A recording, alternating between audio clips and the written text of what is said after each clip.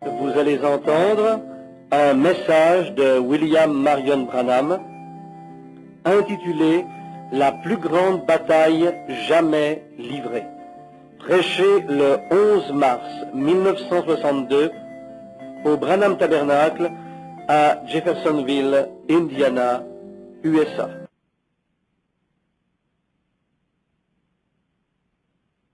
Merci, frère Orman, que le Seigneur vous bénisse. Bonjour, chers amis. Je suis heureux d'être à nouveau ici ce matin.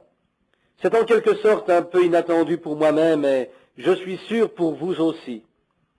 J'étais en train de lire et le Seigneur a mis sur mon cœur quelque chose à apporter à l'Église et j'ai pensé que le temps était venu d'en parler. Et lorsque je suis arrivé ici, je ne pensais pas être présent pour ce dimanche. C'est pourquoi Dieu voulant, j'apporterai ce message dimanche prochain. Ce sera un long message et probablement que nous ne terminerons pas avant 12h30 ou 1h. Il y a longtemps qu'il est sur mon cœur et je pense que je suis aussi redevable au public d'une réponse car je n'ai pas été très actif sur le champ missionnaire. Cependant, j'ai prêché un peu partout.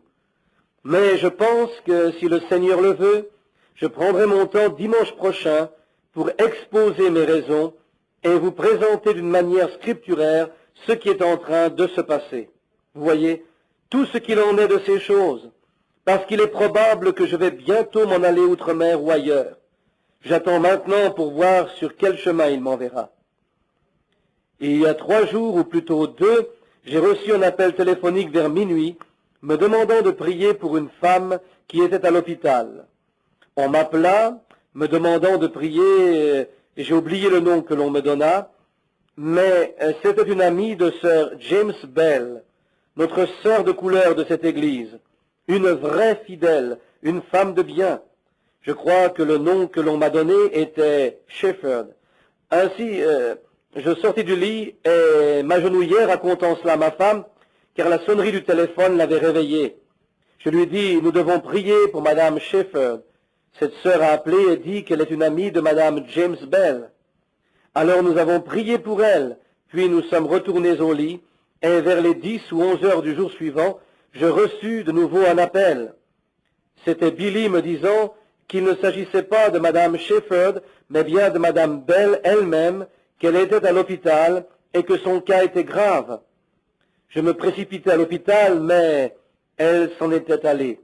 Le Seigneur avait rappelé Sœur Bell à lui. Sœur Bell est venue fidèlement avec nous dans cette église pendant des années. Son époux James et moi-même avons travaillé avec mon père plusieurs années pour la Pennsylvanie et Colgate. Il y a de cela bien des années, 30 ans ou plus, je pense. Et nous aimions bien Sœur Bell. Elle était vraiment quelqu'un de bien. Comme je l'ai compris, elle avait eu une violente attaque de la vésicule biliaire et son médecin, qui connaissait bien son cas, était parti quelque temps de la ville. Le nouveau médecin qui l'ausculta recommanda une opération urgente, mais elle n'y survécut pas. Comme je l'ai compris, son médecin habituel n'aurait pas prescrit cette opération, parce que sa vésicule biliaire était en trop mauvais état, et qu'elle avait des pierres, je crois, ou quelque chose comme cela. Le Seigneur a été compatissant, car elle avait eu d'autres crises auparavant, et il avait pris soin d'elle chaque fois. Mais il a fallu qu'il arrive cela. Mais disons les choses comme elles sont. Dieu a appelé Sœur Bell, et c'est de cette façon qu'il a voulu la prendre. Vous voyez, je ne sais pas comment il se fait que j'ai pensé qu'il s'agissait de Mademoiselle Shepherd, car je ne connais pas Mademoiselle Shepherd. Cette personne est peut-être ici ce matin, et peut-être que je la reconnaîtrais si je voyais son visage. Mais on m'a dit que c'était Mademoiselle Shepherd. Si j'avais su que c'était Sœur Bell qui se trouvait dans cette condition, je serais probablement allé directement là-bas intercéder pour elle. Mais vous voyez, peut-être que Dieu n'a pas voulu que nous fassions cela. Ainsi, nous savons que toutes choses concourent ensemble au bien de ceux qui aiment Dieu. Je suis sûr que Sœur Bell aimait notre Seigneur. Elle était une brave femme. Elle était l'une d'entre nous, car pour nous, il n'y a pas ici de différence à cause de la couleur. La famille de Dieu n'est pas séparée par la couleur, Que nous soyons rouges, bruns, noirs ou jaunes n'a aucune importance. Que nous soyons blancs ou autres, nous sommes frères et sœurs en Christ. Ainsi nous l'aimions, et c'est une perte pour tous ceux de ce tabernacle. Combien vont me manquer les grands et vigoureux Amen de Sœur Belle qui venait du coin là-bas au fond. Et lorsque je la ramenais à la maison, elle parlait du Seigneur Jésus. Si j'ai bien compris, je viens de l'apprendre il y a un instant, les funérailles auront lieu ici, dans cette église, mardi prochain à 1h. Et je pense que vous, frère Neville et moi-même, devrons présider ce service funèbre. Frère Branham parle à frère Neville, note de l'éditeur. Mais dans cette assemblée, puisque depuis ce matin quelqu'un manque au milieu de nous, restons debout un moment, par respect pour notre sœur Belle, pendant que nous inclinons nos têtes. Dieu de la vie, toi qui donnes et qui reprends la vie, nous disons comme Job le dit autrefois, le Seigneur a donné, le Seigneur a repris, béni soit le nom du Seigneur. Il y a bien des années, tu as envoyé Sœur Belle parmi nous pour être une concitoyenne de ce grand royaume de Dieu.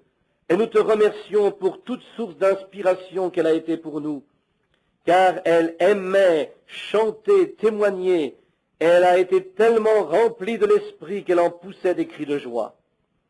Elle n'a pas eu honte de l'évangile de Jésus-Christ, car pour elle, il était la puissance de Dieu conduisant au salut. Elle voyait grandir le nombre de ses années et venir le jour où, comme chacun d'entre nous, elle aurait à répondre pour elle-même. Et ce matin, tu l'as prise du milieu de nous pour être en ta présence, car il est vrai que lorsque nous nous en allons d'ici, c'est pour être dans la présence de Dieu. Ô Dieu, nous te remercions pour tout. Nous te prions de bénir son mari, mon ami James, son fils, ses filles et tous ceux. Nous savons que son fils est en train de venir de l'Allemagne par avion, où il est dans l'armée, pour rendre sur cette terre le dernier hommage à sa mère qui a quitté ce monde. Combien le cœur de ce jeune homme doit être ému ce matin. Je te prie pour lui, Seigneur. Ô Dieu, bénis-le, bénis Jimmy, car tu le vois travailler et faire de longues heures fatigantes pour faire vivre sa famille. Et je te demande que cette grande famille ne soit pas séparée, mais que le cercle familial se retrouve entier au jour où ils seront de l'autre côté. Que nous puissions, Seigneur, resserrer les attaches de notre armure et de notre ceinture, afin d'entrer dans la bataille et combattre avec plus d'ardeur que la semaine passée. Nous te demandons de nous soutenir, de nous fortifier et de nous aider alors que nous continuons la course, et que nous puissions un jour être tous rassemblés de l'autre côté. Nous te le demandons au nom de Jésus. Amen. Que l'âme de notre sœur décédée repose en paix. J'aimerais dire encore que le culte funéraire sera prêché ici mardi, et que chacun est le bienvenu s'il veut y assister. Je pense que Frère Neville a pris toutes les dispositions. Aujourd'hui, vous voyez, il n'y a pas beaucoup de monde, et l'on pourrait apporter un siège pour Frère et Sœur Slaughter là-bas au fond. J'ai reçu votre appel, Sœur Slaughter, et je suis allé prier aussi pour l'autre sœur, Sœur Jean Slaughter, qui a une violente fièvre de la tularemia. Certainement que c'est un mauvais cas, mais nous avons confiance dans le Seigneur qu'elle sera guérie. Maintenant, nous allons lire quelques passages des Écritures, car je veux enseigner ce matin, et je prendrai mon temps, car je suis revenu de l'Arizona et je suis un peu enroué. Et dimanche prochain, n'oubliez pas, je pense que Billy a déjà expédié les annonces, je crois que ce sera un long service. C'est pourquoi venez assez tôt, aussitôt que vous le pourrez. Nous commencerons à 9h30 ou 10h, jusqu'à 12h30 ou 1h, quelque chose comme 3 ou 4 heures de prédication ou davantage. J'aime prendre les Écritures et les exposer. Vous devriez prendre avec vous un crayon et du papier. S'il y a une question, vous la poserez et peut-être que nous pourrons y répondre. Nous ferons ce que nous pourrons pour vous aider. Maintenant, lisons quelques Écritures pour commencer. Il y a 3 endroits dans la Bible où j'aimerais lire. Je veux me référer à plusieurs textes de l'Écriture ce matin. Et le premier sera 1 Pierre 5, 8 à 10, puis Éphésiens 6, 10 à 17, et Daniel 12, 1 à 14. Nous prendrons le temps de bien lire ces passages. À peu près tous sont assis, à part quelques-uns qui sont debout en arrière et sur le côté. Mais nous essayerons d'aller aussi vite que possible. Puis nous laisserons sortir ceux qui doivent s'en aller et nous prierons pour les malades. Il y a ici une dame. Elle est couchée ici depuis ce matin. Elle est très malade. Et je crois qu'elle était très malade hier. Et je voulais qu'elle puisse entendre ce que je vais dire ce matin avant de prier pour elle. Je connais l'état de cette petite dame. Et elle est vraiment très malade. Mais nous avons un glorieux Père céleste qui est plus que vainqueur de toutes les maladies. J'ai lu un petit article dans lequel un docteur en médecine qui critiquait la guérison divine a été vraiment surpris. Il ne permettait à personne, pas même à son infirmière, d'en parler dans son cabinet. Mais il arriva qu'il reçut une patiente qui avait un énorme cancer. Comme il ne voulait pas s'occuper de ce cas, il l'envoya à une autre clinique. La clinique ne voulut pas non plus s'en occuper, et ils la lui renvoyèrent. Oh, c'était un cancer du sein, et elle était dans un état désespéré. Toute la peau avait été rongée et le cancer s'enfonçait dans les chairs jusqu'aux côtes. Je suppose que vous comprenez ce que cela signifie. Nous avons notre ami, le petit docteur de Norvège, assis avec nous ce matin. Il avait préparé tout ce qui était nécessaire, car il voulait l'opérer et lui enlever le sein. C'était un travail vraiment sanglant et il avait mis toutes sortes de pansements, etc. L'infirmière prépara cette dame. Elle l'introduisit dans la salle d'opération, puis elle retourna chercher les instruments qu'allait employer le chirurgien et son assistant pour enlever ce sein. Ainsi, ils avaient leurs instruments étalés là, et quand il voulut commencer, son mari avait demandé de pouvoir s'asseoir au bout de la pièce pour prier. Il était un prédicateur de la sainteté. Il était assis au pied du lit et il priait. Naturellement que le docteur n'était pas très satisfait de cela. Vous savez, qu'il reste là. Mais aussi longtemps qu'il ne regardait pas et que cela ne lui faisait pas de mal, c'était en ordre. Qu'il ne s'évanouisse pas. Ainsi, pendant qu'il était assis et priait, il se fit une agitation dans la pièce. Et le docteur se tourna pour prendre ses instruments afin de commencer à enlever ce sein. Il enleva les bandages les uns après les autres, et voici qu'il n'y avait pas même une cicatrice sur la poitrine. Pas même une cicatrice. Il dit, est-elle partie? Et il s'arrêta. L'infirmière donna son témoignage. Les deux s'en allèrent et devinrent pentecôtistes, furent remplis du Saint-Esprit, et maintenant ils servent le Seigneur. Même pas une cicatrice. Le docteur Holbrook en rend témoignage lui-même. 1 minute auparavant, cette femme était étendue là et il y avait sur sa poitrine l'excroissance de ce grand cancer. 1 minute plus tard, il n'y avait même plus une cicatrice. C'est l'un de nos meilleurs médecins ici en Amérique. Il dit qu'il a été alors tout à fait convaincu et maintenant il est diacre dans une église. Vous voyez, les gens pensent que l'église est un endroit où vous allez juste pour apprendre à être bon ou pour quelque chose de semblable. Ce n'est pas cela, mes amis. Non, Dieu est Dieu. Il est tout aussi grand aujourd'hui qu'il l'a toujours été. Et il sera toujours le même. Simplement, nous l'aimons. Maintenant, nous voulons lire dans 1 Pierre, le 5e chapitre, le 8e et le 10e verset pour commencer.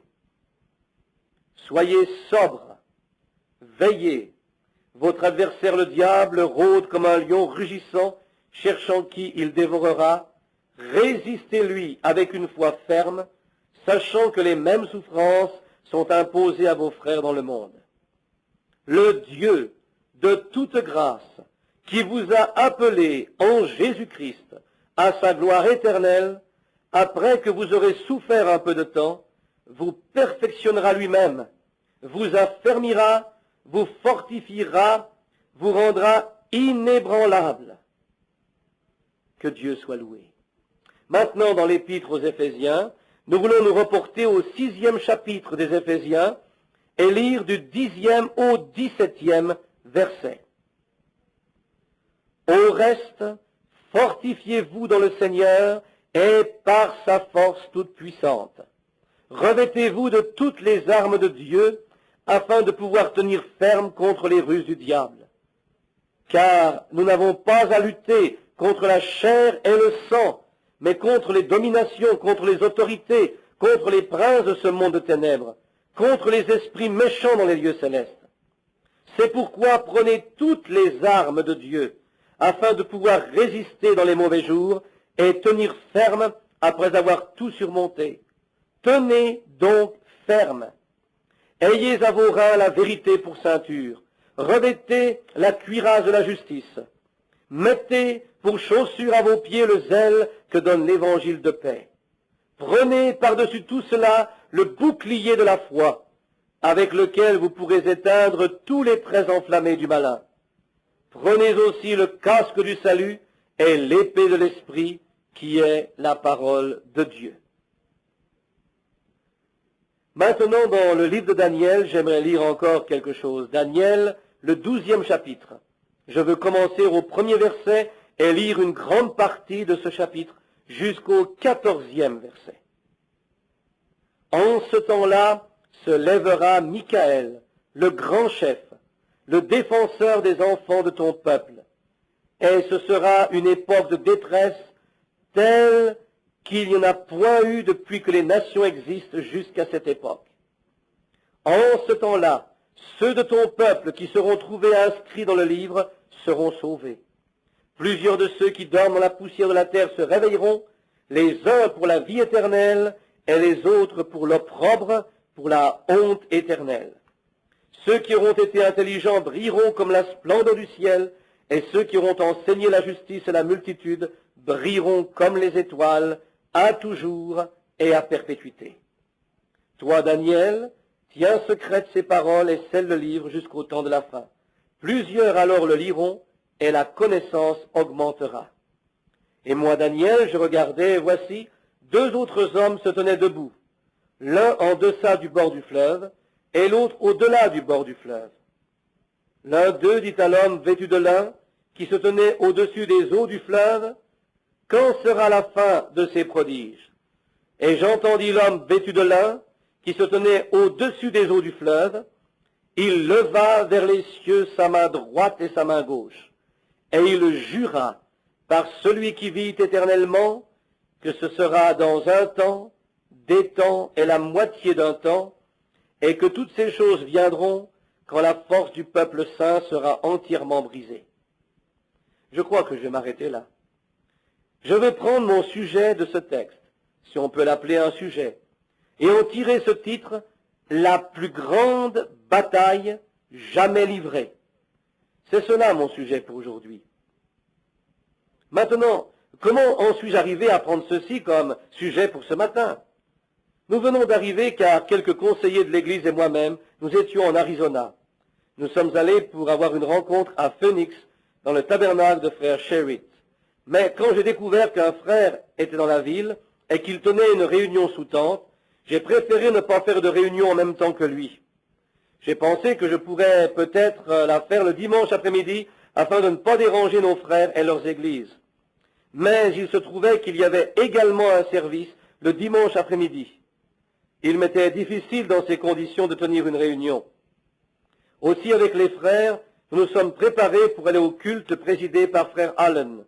Nous nous sommes donc rendus à la réunion du frère Allen et il a prêché un puissant sermon. Nous avons passé un bon moment à écouter frère Allen et à entendre les chanteurs. Ce fut un beau culte. Nous avons vu tout au long du chemin la main du Seigneur. N'importe où que nous allions, nous pouvions voir que le Seigneur voulait nous rencontrer. Il y avait quelque chose qui nous faisait sortir de nous-mêmes et nous attirait dans le désert. C'est là, je suppose, une des raisons pour lesquelles j'aime ces lieux éloignés de tout. On s'en va loin du pouvoir de l'ennemi. Un démon est presque inoffensif s'il n'a pas quelque chose par le moyen duquel il puisse agir. Vous rappelez-vous ces démons qui avaient été chassés de Légion? Ils voulaient faire encore d'autres méchancetés, et c'est pourquoi ils voulurent aller dans les ports. Le diable a besoin de quelque chose pour y œuvrer, quelqu'un par qui agir. Et c'est aussi la manière que Dieu emploie. Il faut qu'il nous ait. Il dépend de nous pour travailler au travers de nous. Et plusieurs sont venus pendant notre tournée et nous racontèrent les songes qu'ils avaient eus, et le Seigneur n'a jamais manqué de donner l'interprétation correcte. Dans sa bonté, il nous conduisit là où il y avait du gibier, nous montrant où il se trouvait. C'était simplement merveilleux d'être là-bas, assis le soir, autour du feu de camp à des kilomètres et des kilomètres de la circulation, et de regarder le feu de camp qui projetait sa lumière vacillante sur les rochers des alentours. C'était extraordinaire. Il y avait là un frère qui avait eu des difficultés avec sa femme. Des années auparavant, dans une réunion où je tenais un service de guérison, elle avait levé la tête, alors que j'avais demandé aux gens de tenir la tête baissée. Il y avait sur la plateforme un mauvais esprit qui ne voulait pas quitter une femme. Et cette dame, dans la salle, avec un manque total de respect, leva tout de même la tête. Et l'esprit quitta la femme, qui était sur la plateforme pour entrer en elle. Il y a environ 14 ans de cela.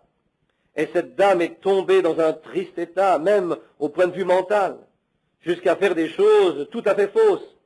Par exemple, elle laissa son propre mari, s'en alla se marier avec un autre homme, tandis qu'elle vivait encore avec son mari. Elle affirmait ne pas savoir qu'elle avait fait cela. Ils essayèrent de l'examiner. Comment appelez-vous cela? L'amnésie. Oh, je ne me rappelle jamais quel est ce nom. Je suppose que c'est juste, docteur. Mais ce n'était pas cela, c'était un esprit. Cette dame était une de nos meilleures amies, mais depuis ce soir-là, elle me haït. Naturellement que vous en voyez la raison. Mais quand son mari vint et que nous nous mîmes à genoux dans la pièce pour prier, alors le Saint-Esprit descendit, c'était cela. Puis il apparut à son mari cette nuit-là dans un rêve. Il revint nous raconter ce rêve, et il pensait que ce n'était qu'un rêve ordinaire, mais nous découvrîmes que c'était la réponse au sujet de la guérison de sa femme. Combien le Saint-Esprit a agi merveilleusement. Et là-bas à Tucson, avec frère Norman et lui, le Seigneur commença de nouveau à faire de grandes et de puissantes choses et de donner des révélations. Un soir, je me trouvais avec frère Wood et frère Softman. Et c'était environ 10 heures, et je regardais vers le ciel, quand une crainte respectueuse vint sur moi, et je dis, toute chose se trouve dans une parfaite harmonie. Et frère Wood dit, regardez ces deux petites étoiles, elles sont si proches l'une de l'autre qu'elles semblent briller d'un seul éclat. Je dis, mais savez-vous, frère Wood, que la science l'appelle l'ours, la petite et la grande ours? Ces étoiles ne semblent pas être séparées de plus de 2 pouces l'une de l'autre. Et pourtant, elles sont plus éloignées l'une de l'autre que nous ne le sommes d'elles. Et si elles voulaient venir vers la Terre à la vitesse de milliers de kilomètres à l'heure, cela leur prendrait des centaines et des centaines d'années pour atteindre la Terre. Et je dis, dans tous ces grands systèmes dont nous parlent ceux qui les observent par les télescopes, on peut voir à la distance de 120 millions d'années-lumière. Et il y a encore et toujours des lunes et des étoiles. Cependant, Dieu a fait chacune d'entre elles et il les a toutes mises à leur place. Et il est assis au milieu d'elles. Et je dis quelque part là-dedans, on m'a montré une fois le zodiaque dans un observatoire. Celui-ci commence avec la Vierge, passe au travers de l'âge du Cancer, parvient jusqu'au dernier âge du Lion, Léo le Lion. La première venue du Christ était par la Vierge. Sa seconde venue sera par le Lion de la tribu de Juda. Je dis, j'essaie de mon mieux de voir le zodiaque, et je ne peux le voir, mais cependant il est là. Ceux qui ont l'habitude de ces choses-là savent qu'il est là. Job le vit. Les hommes avaient l'habitude de l'observer. Il était comme une Bible en ces temps-là. Mais Dieu se tient au milieu de toute cette grande masse de millions et de milliards d'années-lumière. Et il regarde en bas. Paul se trouve là, ma mère est là quelque part, et regarde en bas. Et je pensais à l'ordre de ces armées célestes. Chacune est à sa place. Chaque étoile de cette grande armée de Dieu garde parfaitement son temps. Je pensais à tous ces soldats et comment, si la lune se détraquait, la terre serait de nouveau couverte d'eau en quelques minutes. La terre serait juste comme elle était quand Dieu décida de l'employer pour nous y faire habiter. Elle était informe et vide. Il y avait des ténèbres et les eaux recouvraient toute la surface de la terre.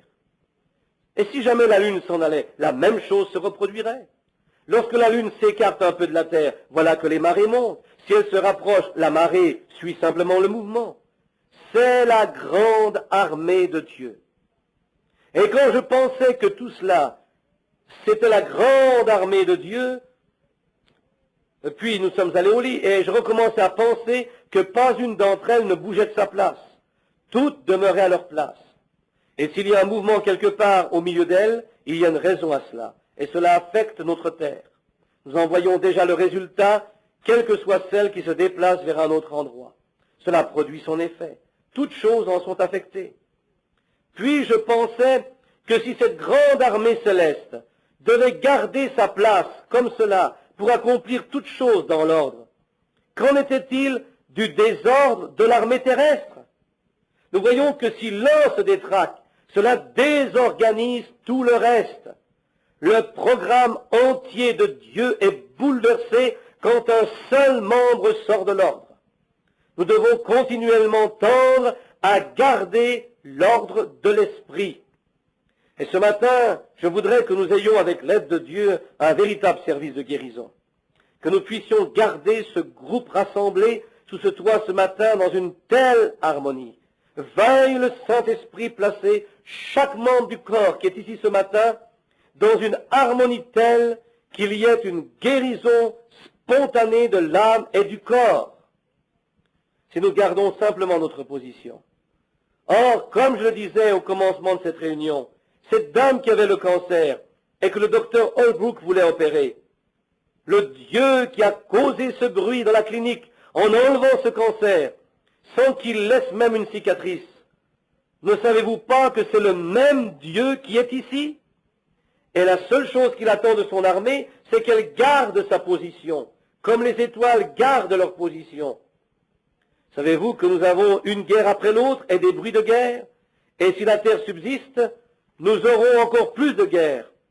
Vous rendez-vous compte qu'il n'y a en réalité que deux puissances dans tout l'univers? Dans tous les différends existants entre les nations et entre toutes choses, il ne reste en fin de compte que deux puissances. Il y a seulement deux puissances et deux royaumes. Deux autorités et deux royaumes. Tout le reste, toutes les choses de moindre importance, se rattachent à l'une ou l'autre de ces puissances. Et ces puissances sont la puissance de Dieu et la puissance de Satan. C'est pourquoi toute guerre, tout désordre, toute chose qui surviennent sont dirigées soit par la puissance de Dieu, soit par la puissance de Satan, parce que ce sont les deux seules autorités qu'il y ait. Ce sont d'une part la puissance de la vie et d'autre part la puissance de la mort. Ce sont là les deux seules puissances. Et Satan ne peut que... La puissance qu'il a est la puissance de Dieu pervertie. Ce n'est pas une puissance réelle. Tout ce que Satan a est une perversion de la puissance de Dieu. La mort est seulement une vie pervertie. Le mensonge est une vérité faussement racontée. Vous voyez, l'adultère est le mauvais emploi d'un acte. Un acte juste mal employé. Vous voyez, tout ce qu'a Satan est quelque chose qui a été perverti. Mais c'est une puissance. Et nous qui sommes assis ici aujourd'hui, c'est l'une ou l'autre de ces puissances qui nous dominent. C'est pourquoi chassons le méchant, prenons notre position comme le font les étoiles dans le ciel. La Bible parle des astres errants dans le livre de Jude, rejetant l'écume de leur propre honte. Nous ne voulons pas être des astres errants, se demandant si ceci est juste ou si cela est juste, se demandant si ceci arrivera ou comment cela peut être. Ne vous demandez pas, demeurez pareil à ces étoiles dans le ciel qui gardent leur position comme de véritables soldats. Restez à votre poste et ayez la foi. La vie et la mort. Une armée, quand une nation se prépare pour faire la guerre à une autre nation, elle doit d'abord s'asseoir pour évaluer ce qui est juste et ce qui est faux, et pour savoir si elle a une force suffisante pour s'attaquer à l'autre nation ou pays, ou pas. Jésus a enseigné cela. Si l'on faisait cela, si les nations s'arrêtaient, s'asseyaient pour réfléchir à ces choses, chacune de son côté, il n'y aurait plus de guerre. Nous constatons que si un homme ne fait pas cela, si l'état-major de la nation ne s'assied pas premièrement pour examiner s'ils ont raison, si leurs motifs et leurs objectifs sont justes, et s'ils ont suffisamment de force pour vaincre l'autre armée, alors ils peuvent être sûrs de perdre la guerre. C'est là où le général Custer commit sa méprise fatale. Comme je l'ai compris, le général Custer avait reçu l'ordre du gouvernement de ne pas entrer dans le territoire des Sioux, parce que c'était une période de fête religieuse pour eux. C'était un temps d'adoration et ils allaient avoir une fête. Mais Custer avait bu et il voulait le faire de toute manière. Qu'il y ait des ordres ou pas, il voulait traverser le territoire. Et alors, il tira sur quelques hommes innocents. Du moins, il tira contre eux. Et je pense qu'il en atteignit quelques-uns. Il s'agissait d'éclaireurs qui étaient partis à la chasse pour nourrir le peuple pendant que les gens étaient en adoration. Et Custer, en traversant le territoire, les vit. Et il pensa qu'ils venaient contre lui. Et c'est ainsi qu'ils tirèrent contre ces éclaireurs. Ceux-ci prirent la fuite, s'en retournèrent. Que firent-ils? Ils s'armèrent, revinrent, et ce fut la fin du général Custer. Tout cela parce qu'il ne s'était pas assis premièrement pour réfléchir. Il n'avait rien à faire là. Il n'avait pas le droit d'être là. De toute façon, il aurait à repousser les Indiens de la côte Est vers l'Ouest. Ils avaient fait un traité, mais il viola ce traité. Et quand il rompit cet accord, il perdit la bataille. Ainsi, une armée, avant qu'elle ne soit prête pour aller au combat, doit avoir des soldats d'élite. Ils doivent être habillés pour la bataille. Ils doivent être entraînés au combat. Et je crois que la plus grande bataille jamais livrée est prête à être engagée. Je crois que Dieu est en train de choisir ses soldats. Je crois qu'il les aligne, les entraîne. Maintenant, le front de bataille est établi et le combat est prêt à commencer. Cette plus grande bataille qui ait jamais été livrée a commencé dans les cieux quand Michel et ses anges combattirent contre Lucifer et ses anges. Le premier combat eut lieu dans les cieux, ce qui fait que le péché n'a pas commencé sur la terre, mais dans le ciel. Puis il a été rejeté du ciel, chassé du ciel sur la terre. Il est tombé sur les hommes. Alors le combat entre les anges est devenu un combat humain. Et Satan est venu pour détruire la création de Dieu. Ce que Dieu avait créé pour lui-même, Satan est venu pour le détruire. C'était là son intention. Détruire. Alors le combat a commencé ici sur la terre. Il a commencé en nous. Et depuis lors, il n'a cessé de faire rage. Avant qu'une bataille puisse avoir lieu, il faut premièrement que soit choisi un lieu de rencontre, un endroit où le combat puisse se dérouler, un endroit choisi. Lors de la Première Guerre mondiale, ce lieu était un no man's land. C'était l'endroit où ils combattaient, l'endroit qui avait été choisi. C'est comme quand Israël s'en alla faire la guerre aux Philistins. Il y avait une colline de chaque côté de l'endroit où ils s'étaient rassemblés, et c'est de là que sortit Goliath pour crier contre les armées d'Israël. C'est dans la vallée que David le rencontra, après avoir passé le petit ruisseau qui coulait entre les deux collines, où il prit les cailloux. Cela devait être un endroit choisi. C'est là qu'il y a un terrain commun, un no man's land, et ils combattent en ce lieu. Il n'y en a pas quelques-uns qui se battent là en haut, quelques-uns là en bas, et d'autres encore juste ici. Il y a un front de bataille, où ils se rencontrent et éprouvent leur force, où chaque armée éprouve sa puissance contre l'autre armée. Ils s'affrontent tous au même endroit. Maintenant, ne manquez pas ceci. Quand cette grande bataille a commencé sur terre, il devait y avoir un champ de bataille. Il fallait qu'un endroit ait été choisi où le combat puisse s'engager et faire rage. Ce champ de bataille se trouve dans la pensée humaine. C'est là que le combat a commencé. La pensée humaine a été choisie comme champ de bataille. Le combat n'a pas commencé dans quelques organisations. Il n'a pas commencé pour des raisons matérielles. Ce ne sont pas les choses d'en bas qui l'ont commencé. Par conséquent, une organisation ne peut jamais faire l'œuvre de Dieu. Parce que le champ de bataille où nous avons à rencontrer notre ennemi se trouve dans notre pensée.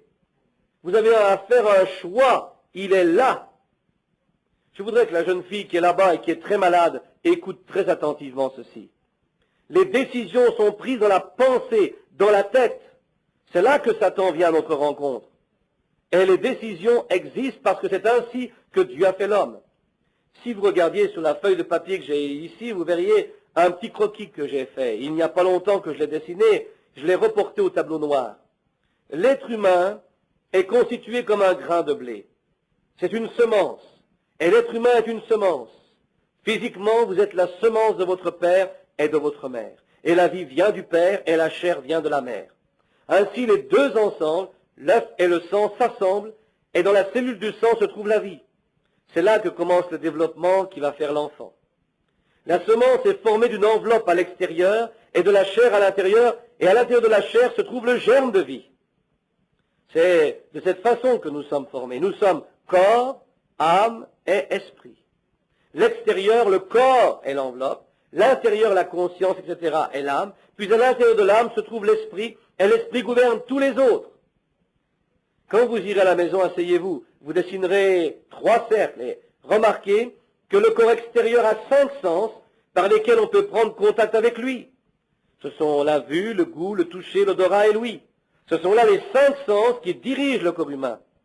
À l'intérieur du corps, il y a une âme, et l'âme est dirigée par l'imagination, la conscience, la mémoire, la raison et les sentiments. Ce sont là les choses qui dirigent l'âme. Mais l'esprit, lui, n'a qu'un sens. L'esprit, comprenez bien cela, l'esprit a un seul sens, et ce sens qui le domine est soit la foi, soit le doute. C'est vrai. Il n'y a qu'un chemin pour venir à lui, c'est celui du libre arbitre. Vous pouvez accepter le doute ou accepter la foi. Celui des deux que vous désirez voir agir en vous. C'est la raison pour laquelle le rôle principal de Satan est de conduire l'esprit de l'homme à douter de la parole de Dieu. Au commencement, le rôle principal de Dieu avait été de déposer sa parole dans l'esprit de l'homme. C'est cela qui se passe.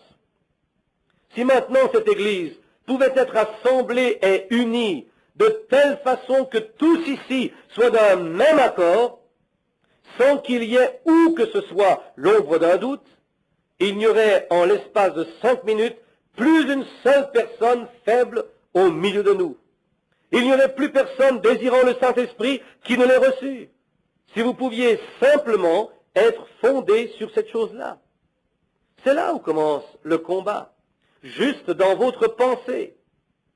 Maintenant, rappelez-vous que ceci n'est pas de la science chrétienne, la pensée dominant la matière, etc. La pensée accepte la vie, qui est la parole de Dieu. Et celle-ci apporte la vie. Vos pensées toutes seules ne peuvent pas le faire. Mais la parole de Dieu, amenée par le canal de vos pensées, le fait. Voyez? Ce n'est pas la pensée comme le fait la science chrétienne, disons que la pensée domine la matière. Non, ce n'est pas cela. Mais votre pensée accepte la parole et la saisit. Par qui votre pensée est-elle gouvernée? Par votre esprit. Et votre esprit saisit la parole de Dieu. C'est cette parole qui a la vie en elle, et elle vous apporte la vie. Oh frère, quand cela arrive, quand la vie descend par ce canal en vous, alors la parole de Dieu est manifestée en vous. Si vous demeurez en moi et que mes paroles demeurent en vous, alors demandez ce que vous voulez et cela vous sera accordé. Alors que se passera-t-il? Du milieu du cœur où se trouve l'âme, de là sortira ce qui nourrit tous les différents canaux. Le malheur vient de ce que l'on se tient ici avec toutes sortes de doutes, essayant d'accepter les choses de là-haut. Vous devez arrêter de faire cela et laisser passer la vraie parole de Dieu au travers de chaque canal. Alors cela sortira de soi-même, automatiquement. Ce qui compte, c'est ce qu'il y a à l'intérieur. Satan vous attaque par l'intérieur. Vous direz, je ne vole pas, je ne bois pas, je ne fais pas ceci ou cela. Cela n'a aucun rapport. Ce qui compte, c'est l'intérieur. Peu importe combien vous êtes bon, combien vous êtes moral, combien vous êtes fidèle. Ces choses sont respectables, mais Jésus dit, si un homme ne naît de nouveau, voyez, il faut que quelque chose se passe à l'intérieur. Sinon, ce n'est qu'un faux semblant, car au fond de votre cœur, il y a encore le désir de faire le mal. Il ne faut pas que ce soit artificiel. Cela doit être réel. Il y a un seul chemin pour que cela vienne en vous, c'est par le chemin du libre arbitre, venant dans votre âme par vos pensées. Un homme est tel que sont les pensées de son cœur. Si vous dites à cette montagne, déplace-toi, et que vous ne doutiez pas dans votre cœur, mais croyez que ce que vous avez dit arrivera, vous pouvez avoir ce que vous dites. Vous l'obtenez. Comprenez-vous cela? Vous voyez, c'est là que se trouve le champ de bataille. Si seulement vous commenciez premièrement par cela. Nous désirons tellement voir quelque chose se faire. Nous tenons tellement à faire quelque chose pour Dieu. Cette dame voudrait tellement vivre. Elle voudrait se bien porter. D'autres sont ici qui désirent la santé. Et quand nous entendons parler de ce cas arrivé chez ce médecin, de la résurrection de ce mort et des choses glorieuses et puissantes que notre Dieu a faites, alors il y a en nous un grand désir.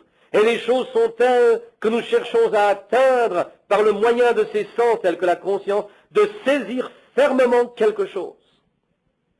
Très souvent, beaucoup de personnes ont mal interprété la parole. Et j'ai moi-même été souvent mal compris en ce que je disais au sujet de l'appel à l'autel. J'ai dit que je n'étais pas très favorable à l'appel pour venir à l'autel. Non parce que je pense qu'il ne faudrait pas faire d'appel à l'autel. Mais une personne prend une autre personne par le bras et lui dit « Oh, frère John, savez-vous quoi? Vous et moi sommes voisins depuis si longtemps. Venez donc à l'autel avec moi, allons-y donc. » Qu'est-il en train de faire? J'aimerais avoir un tableau noir ici pour que je puisse vous montrer ce qu'il est en train de faire. Il essaye d'agir par le moyen de son âme, de ses sentiments. Mais cela ne peut pas agir. Ce n'est pas le chemin. Certainement qu'il ne l'est pas. Peut-être est-il en train d'agir par la mémoire, l'un des sens de son âme. Oh, frère John, vous aviez une mère merveilleuse. Elle est morte il y a déjà bien longtemps. La mémoire, vous voyez, vous ne pouvez pas faire cela.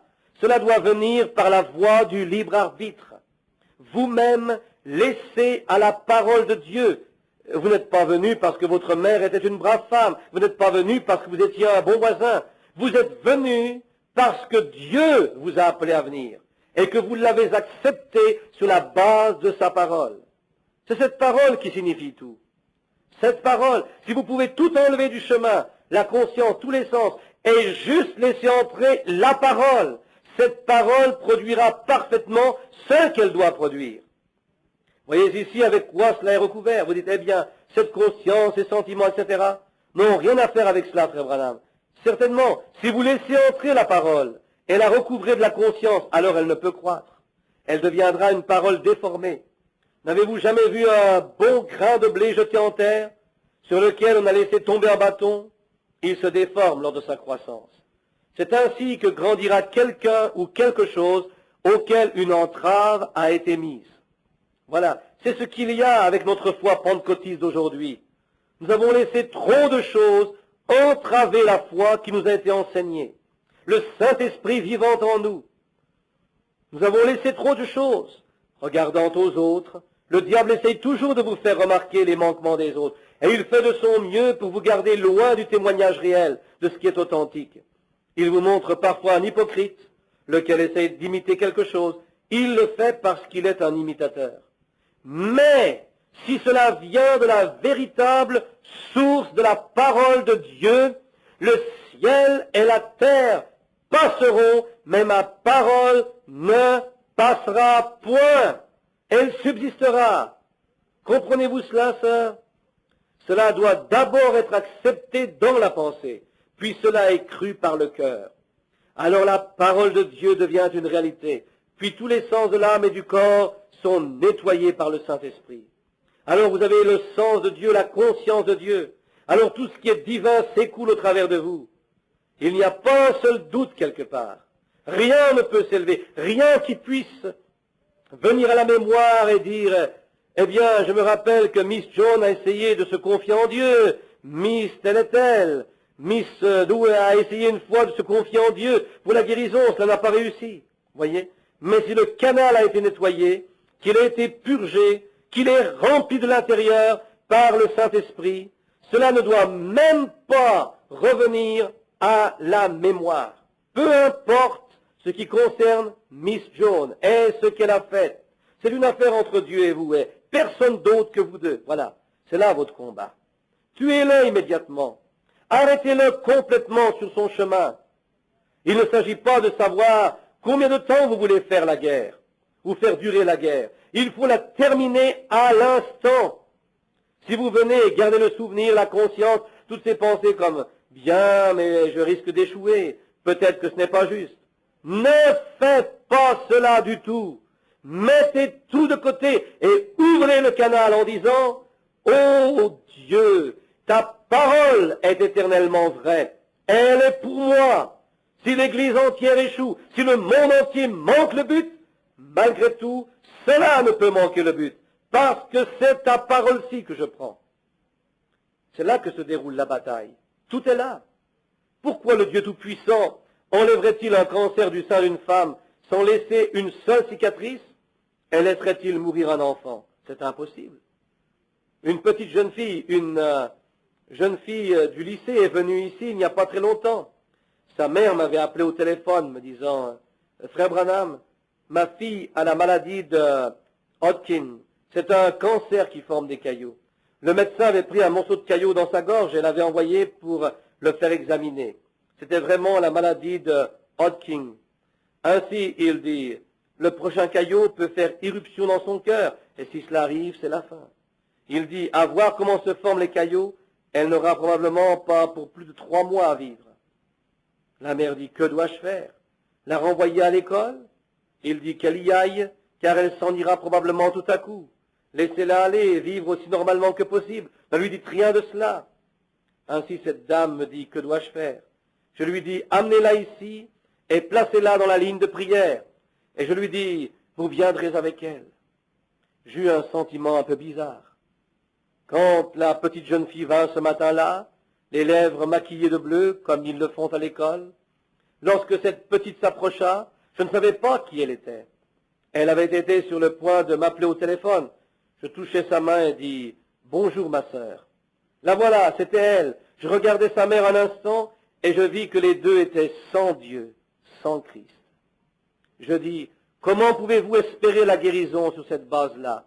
Voulez-vous accepter Jésus-Christ pour votre sauveur personnel? Je dis, voulez-vous venir à ce bassin ici et être baptisé au nom de Jésus-Christ pour la rémission de vos péchés? Elles répondirent, nous le voulons. Oh! Et vous savez ce qui arriva? Cette femme est peut-être assise ici ce matin. Plusieurs d'entre vous connaissent ce cas. Frère Mike Egan, un de nos conseillers, a observé le cas. C'était il y a environ 4 ou 5 ans. La petite jeune fille fut ramenée chez le médecin et on ne trouva plus en elle la moindre trace de la maladie de Hodgkin. Que s'était-il passé? Vous devez premièrement ouvrir le canal. Vous devez faire en sorte que le soldat, le Saint-Esprit, soit placé au front de la bataille pour prendre la parole de Dieu. Il est la parole, et il se tient là. Alors il n'y a rien qui puisse l'arrêter. Chacun des autres canaux est nettoyé. C'est comme avec une vieille chaudière qui a un tuyau bouché. Vous l'allumez et le voilà qui explose. C'est ce qu'il y a avec tant de chrétiens explosifs. Cela vient de ce qu'ils ne nettoient pas le canal. Ils ne descendent pas à l'intérieur. Vous devez le nettoyer, nettoyer la conscience, la mémoire, les pensées, laissant de côté toute chose et partant de l'intérieur avec la parole de Dieu sans mélange. C'est là ce qui est vrai. Peu importe si 10 000 personnes pleines de confiance meurent aujourd'hui de ce côté et que 10 000 meurent demain de cet autre côté, pleines de confiance, cela n'a rien à voir avec moi. Je suis une personne, un individu plein de confiance. Je crois personnellement ces choses. Et nous pourrons voir loin derrière nous si nous voulons ouvrir nos canaux. Alors, si nous pouvons voir, nous découvrons ceci et cela, et encore ceci et cela, des milliers de choses qui rendent témoignage. Mais le diable essaye de revenir. Voyez? S'il peut revenir là, il mettra votre armée en déroute. Si vous êtes en possession de tous vos sens, la vue, le goût, le toucher, l'odorat, l'ouïe, c'est très bien. Mais ne vous confiez pas en eux, à moins qu'ils ne soient en accord avec la parole. Ils sont très bien. Mais s'ils ne s'accordent pas avec la parole, ne les écoutez pas. Maintenant, l'imagination, la conscience, la mémoire, la raison, les sentiments sont quelque chose de très bien, s'ils s'accordent avec la parole. Mais si vos sentiments ne s'accordent pas avec la parole, débarrassez-vous d'eux, sinon le tuyau ne tardera pas à éclater. Vous voyez? Si votre raison est en désaccord avec la parole, éloignez-vous d'elle. C'est juste. Si votre mémoire, si votre imagination, si votre conscience, si quelque chose ne s'accorde pas avec la parole qui vient de l'intérieur, débarrassez-vous-en. Alors que se passera-t-il? Vous allez devenir comme le système solaire. Alléluia! Dieu place les étoiles en orbite et il dit, reste ici jusqu'à ce que je t'appelle. Elle demeure là. Rien ne peut la faire se déplacer. Quand Dieu peut prendre un homme entre ses mains, jusqu'à ce que ses sens, sa conscience, toutes ces choses soient purifiées, au point qu'il se tienne avec Dieu derrière lui dans l'esprit, il n'y a plus un démon dans le monde qui puisse encore mettre un doute en lui. C'est exact. S'il vient par là en vous disant, tu ne te sens pas mieux, votre conscience est morte à une telle pensée. Le tuyau est tellement dégagé qu'il s'écrie, Alléluia! La soupape se met à siffler, gloire à Dieu. Et le canal chante, car il est assez propre et dégagé pour que la parole de Dieu, la puissance de Dieu, puisse agir au travers de lui. Vous comprenez? C'est là la chose principale. C'est votre champ de bataille. Votre champ de bataille est là en arrière, au commencement. Là en arrière dans l'âme, dans votre pensée qui s'ouvre. La pensée est la porte de votre âme, ou plutôt la porte de votre esprit. Votre pensée s'ouvre et accepte l'esprit, ou bien elle rejette l'esprit. Vous pouvez avoir conscience de quelque chose, ressentir quelques impressions et sensations, toutes ces choses, mais cela n'a aucun rapport. Ce sont juste de petites sensations. Mais quand on arrive à la réalité, alors votre pensée s'ouvre. Ou votre pensée accepte, ou bien elle le rejette. Dieu ne laisse aucun d'eux le manquer, vous voyez. C'est votre pensée qui ouvre la porte ou qui la ferme, qui écoute votre conscience, votre mémoire, vos sentiments. Mais quand votre pensée se ferme à ces choses, elle laisse entrer Dieu, l'esprit de sa parole, il souffle dehors le reste de toutes ces choses. Chaque doute s'en est allé, toute crainte a disparu, toute sensation de doute a disparu, tout ce qui vient des sentiments est éliminé. Il ne reste plus rien d'autre que la parole de Dieu. Et Satan ne peut combattre contre cela, il ne le peut pas. Il ne peut combattre contre elle. Nous savons quelle est la vérité. Cette bataille fait rage depuis les jours du Jardin d'Éden. Cette bataille dans la pensée humaine, c'est Satan qui l'a commencé. Que fit-il quand il rencontra Ève? Il ne nia pas la parole de Dieu, il la travestit. Il boucha quelques petits canaux ici et là, il dit, mais certainement que Dieu, Genèse 3, certainement que Dieu, toutes ces choses qu'il a promises, il savait que la parole était exacte. Par conséquent, il savait aussi qu'il ne pourrait pas l'annuler brutalement, avec éclat. Mais comme on le dit familièrement, il leur dora la pilule. C'est un peu ce que faisait notre maman pour nous faire prendre une purge. Elle essayait de mettre du jus d'orange dans l'huile de ricin. Oh, il vaut mieux prendre l'huile de ricin sans jus d'orange. C'est quelque chose d'hypocrite, voyez. Elle avait l'habitude de nous donner le soir de l'huile minérale contre le croup. Après l'avoir versée dans une cuillère, elle y mettait par-dessus du sucre, voyez. C'était un peu hypocrite, car cela nous brûlait les amygdales quand le sucre était fondu. Eh bien, mes amis, cela c'est la manière de Satan. Il essaye d'être hypocrite au sujet de la parole. Il essaye de vous montrer quelque chose de mieux, un chemin plus facile, un plan plus raisonnable. Mais il n'y a pas de plan plus raisonnable que celui que Dieu a tracé au commencement. C'est sa parole. Gardez sa parole. Agrippez-vous à elle. Laissez-la vous saisir. Tenez-vous là avec elle. C'est ce qu'il faut. La bataille fit rage quand Ève ouvrit ses pensées pour écouter son propre raisonnement. C'est le conduit par lequel Satan entra. C'est le canal par lequel il descendit en elle, son raisonnement. Elle raisonna dans son âme. Elle vit le serpent de ses yeux. Il était très beau, de belle taille, et beaucoup mieux que son propre époux. Il était le plus rusé de toutes les bêtes des champs. Et il était probablement un être plus courtois que son époux. Se tenant là devant elle, il lui apparaissait comme une bête très virile. Il était tout simplement merveilleux. Et la première chose qu'elle fit, ce fut d'ouvrir sa pensée. Et quand elle le fit, les raisonnements humains s'emparèrent d'elle. Oh, cela doit être quelque chose de sublime.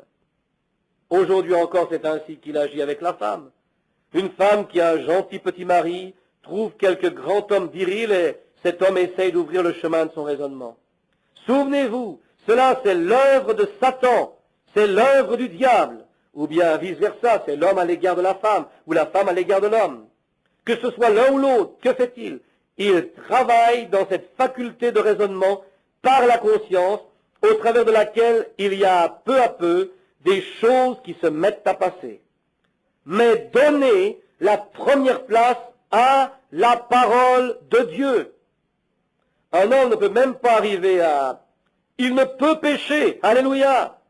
Voici ici quelque chose de tout frais. Un homme ne peut pécher à moins d'avoir premièrement rejeté la parole de Dieu. Il ne peut pas pécher, c'est-à-dire ne pas croire, avant que premièrement il ne se soit débarrassé de la parole de Dieu, de la présence de Dieu. Il ne peut pécher. Ève ne pouvait pécher avant d'avoir mis de côté la parole de Dieu, ouvrant ainsi son canal au raisonnement de son âme et commençant à raisonner. Oh, mon mari ne m'a jamais parlé de ces choses, mais je crois que il m'a dit de ne pas faire cela, mais toi tu rends cela si réel, c'est si clair, je crois que cela sera merveilleux parce que tu le rends si clair pour moi. Vous voyez, c'est là qu'eut lieu le premier combat, et ce combat a causé toutes les autres guerres. Toute effusion de sang venue par la suite fut causée justement là en Éden. Elle ne crut pas la parole de Dieu. Et si l'incrédulité, en un seul petit iota de la parole de Dieu, causa tous ces troubles, comment pourrions-nous revenir en ne croyant pas la parole? Vous ne le pouvez pas. Vous devez faire cesser toutes ces autres choses. La conscience, la mémoire, les raisonnements, toutes ces autres choses. Rejetant les raisonnements. Nous ne devons pas raisonner du tout à ce propos. Pas du tout. Nous acceptons simplement la parole sur la base de Dieu l'a dit. C'est cela qui établit un courant entre Dieu et vous. Chaque canal s'ouvre alors entre Dieu et vous. C'est là qu'a lieu le combat. C'est cela la ligne du front.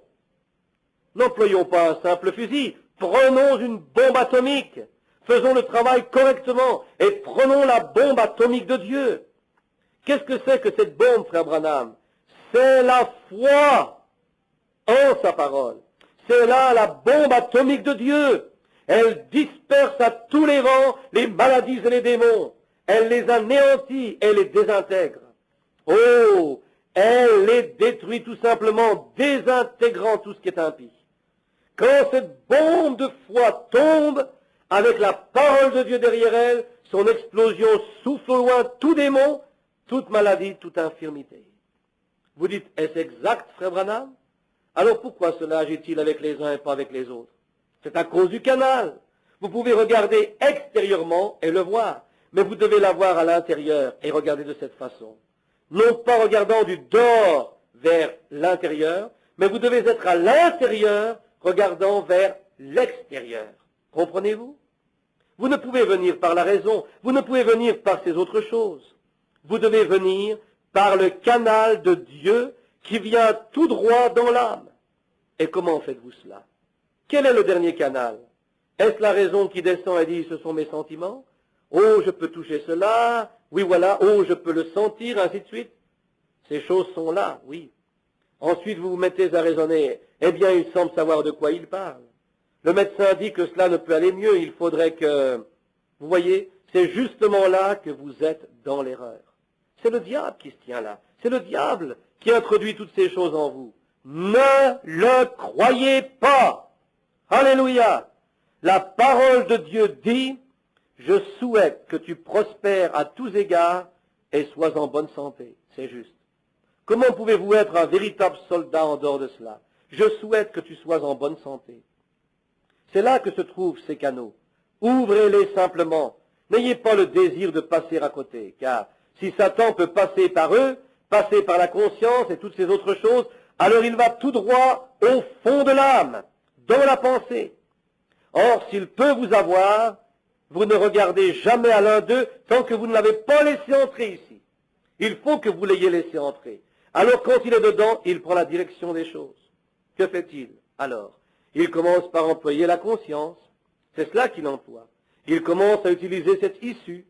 Qu'est-ce que c'est? La vue, le goût, le toucher, l'odorat, oui, l'imagination, la conscience, la mémoire, la raison, les sentiments. Il commence à employer tous ces différents petits canaux pour autant qu'il puisse se placer au-dessus de celui-ci. Il faut qu'il arrive à venir premièrement dans votre pensée et que vous l'acceptiez. Il peut écouter, il peut frapper à coups répétés contre vous, mais il ne peut venir à vous sans que vous l'acceptiez. Lorsque Satan se rendit vers Ève et lui dit, « Tu sais, le fruit est agréable. » Elle s'arrêta un moment. Oh, c'est là qu'elle fit une faute. Quand elle s'arrête un moment, ne vous arrêtez à aucun prix. Vous avez reçu le message. Jésus est vivant. Dieu guérit. C'est cela le message. Que rien ne vous arrête. Ne raisonnez pas, ne faites rien de pareil. Mais elle s'arrête un moment. C'est alors que Satan entra directement dans sa pensée. Elle dit, eh bien, cela semble raisonnable. Oh, ne faites pas cela. Prenez simplement ce que Dieu dit.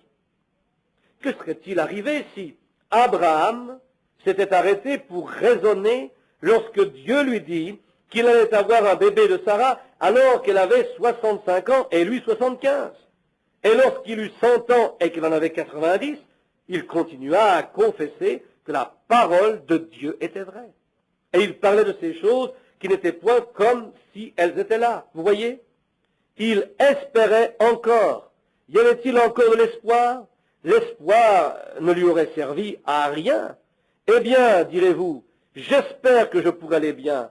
J'espère que je serai guéri. J'espère que j'ai le Saint-Esprit. J'espère que je suis un chrétien. J'espère que je fais ceci ou cela. Vous n'avez pas besoin de cela. Jamais Abraham n'a regardé à cela. Amen. Contre toute espérance, il continua à croire la parole de Dieu. La foi est au-delà de l'espérance. La foi vient de là-bas derrière, de l'intérieur. La foi vient de là. Comment y est-elle entrée? Par la pensée, par cette porte. Le front de la bataille se trouve là. Maintenant, quand vous vous placez en ordre de bataille, le diable se trouve juste auprès de chaque cœur ce matin. Il se trouve là, près du cœur de cette petite fille. Il se tient près de votre cœur. Il se tient partout dans cette salle. Il dit, oh, j'ai vu essayer cela auparavant. J'ai déjà entendu cela auparavant. Chassez-le dehors. Voilà tout. Chassez-le dehors. C'est juste. Chassez-le dehors. Que disait la Bible ici dans notre texte? Le rejetant au dehors. C'est juste. Chassez-le dehors. Nous avons reçu un entraînement, je pense. Que se passe-t-il avec nous autres prédicateurs? Je me demande quelle sorte d'entraînement nous avons reçu. L'entraînement de Dieu pour cette grande bataille. Matthieu 24 dit qu'il y aura, et Daniel 12 dit aussi qu'il y aura un temps de détresse comme il n'y en a jamais eu auparavant sur la terre. Et nous vivons dans un temps où la culture, l'éducation et ces choses ont étouffé la parole de Dieu et ont pénétré dans notre raisonnement et ainsi de suite. La bataille a lieu maintenant. Qui est-ce qui la soutient? Alléluia! La bataille est prête à s'engager. Les armées sont en position maintenant. Voyez quelle grande opposition nous avons là-bas. Qui sera le David qui dira, vous restez là à supporter que ce Philistin circoncis défie l'armée du Dieu vivant?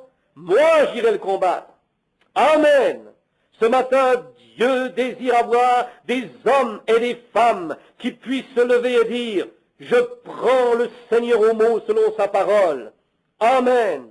Peu importe les échecs qu'a fait celui-ci ou ce qu'a fait celui-là, cela n'a rien à voir là-dedans. Vous, les Saül et les autres, si vous avez peur de lui, retournez chez vous. Mais l'armée de Dieu marche en avant.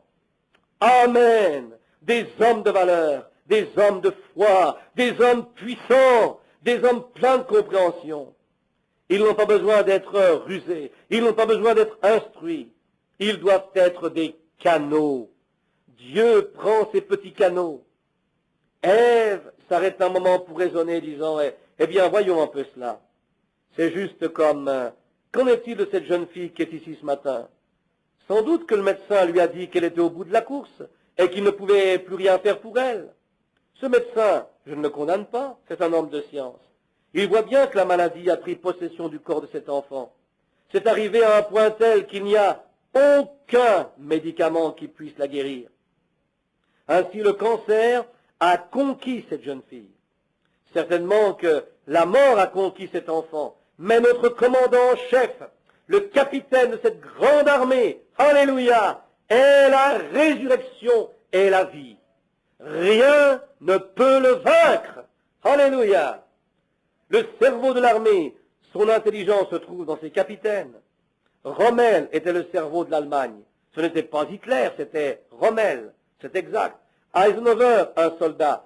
Patton, ces hommes qui étaient sur le front. Tous dépendaient des ordres qu'il donnait. Vous suivez votre capitaine. S'il est un bon général, s'il est de la bonne sorte, si c'est un général à 4 étoiles, s'il a été prouvé comme étant un bon chef, suivez-le.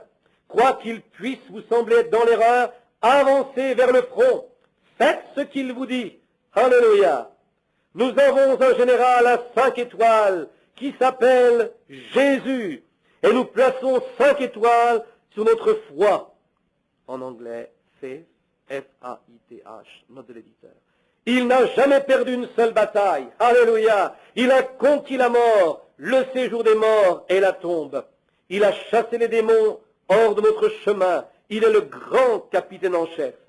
Aussi le diable disparaît de la scène. La plus grande bataille qui ait jamais fait rage dans l'univers se prépare maintenant même. Certainement. Alléluia. Quand je pense à cela, quand je me tiens là et que je le regarde faire ces choses, que je le vois les révéler, les dévoiler, dire, ce sera comme ceci et comme cela, et que cela arrive comme il l'a dit. Oh, regarderez-vous en arrière en disant, qui est ce grand capitaine? Oh, moi, je ne regarde pas en arrière pour voir si c'est le docteur tel et tel. J'écoute ce que dit le capitaine. Il est le capitaine de notre salut. Alléluia. Qu'est-ce que le salut? C'est la délivrance.